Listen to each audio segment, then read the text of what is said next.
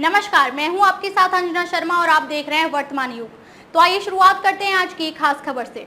अजीत पवार से अलग होने का फैसला क्यों लिया? जनता के नाम एक खुले पत्र में किया बड़ा खुलासा।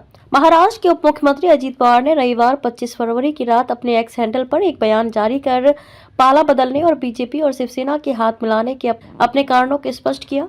एक्स पर किए गए पोस्ट में अजीत पवार ने लिखा, मैंने एक विचारधारा और उद्देश्य के साथ बिना किसी समझौता किए विकास कार्यों को पूरा करने के इरादे से अपनी भूमिका निभाई। मैंने पाया कि इस देश में प्रधानमंत्री मोदी और गृह मंत्री अमित शाह के नेतृत्व में महत्वपूर्ण विकास कार्य हो रहे हैं। उन्होंने कहा कि मुझे उनके नेतृत्व और सही निर्णय लेने की प्रक्रिया जैसे गुण पसंद आए। मेरी और उनकी कार्यशैली बहुत समान है। बड़ों का अनादर करने का मेरा कोई इरादा नहीं है। 1991 से मैं वास्तव में राजनीतिक जीवन में आगे बढ़ रहा हूँ। इस बारे में कई चर्चाएं हुई कि कौन मुझे राजनीति में लाया, किसने मुझे मंत्री पद दिया और किसने मुझे मौका दिया। दरअसल राजनीति में मुझे संयोगवश मौका मिल गया। उस समय राज्य स्तर पर नेतृत्व के लिए एक युवा की जरूरत थी, इसलिए मुझे एक परिवार के तौर पर वह मौका मिला।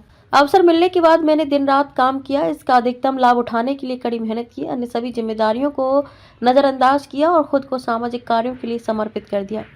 ये यात्रा 3 दशकों से अधिक समय से चल रही है। मैं हमेशा न केवल अवसर प्राप्त करने पर ध्यान केंद्रित करता हूं, बल्कि लोगों को काम करने के लिए हम उनका उपयोग कैसे कर सकते हैं।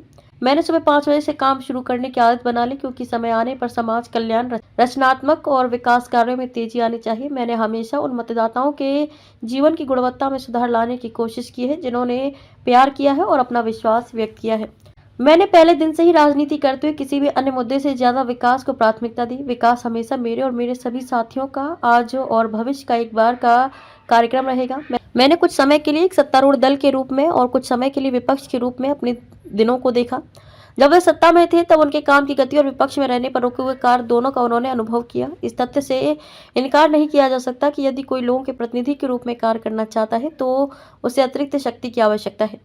उन्होंने विचारधारा और लक्ष्यों से समझौता किए बिना विकास कार्यों को गति देने के उद्देश्य से एक अलग रुख अपनाया, जिसमें किसी का अपमान करने, किसी की भावनाओं को आहत करने, किसी के साथ विश्वासघात करने या किसी की पीठ में छुरा घोंपने का कोई इरादा नहीं था और ना कभी रहेगा।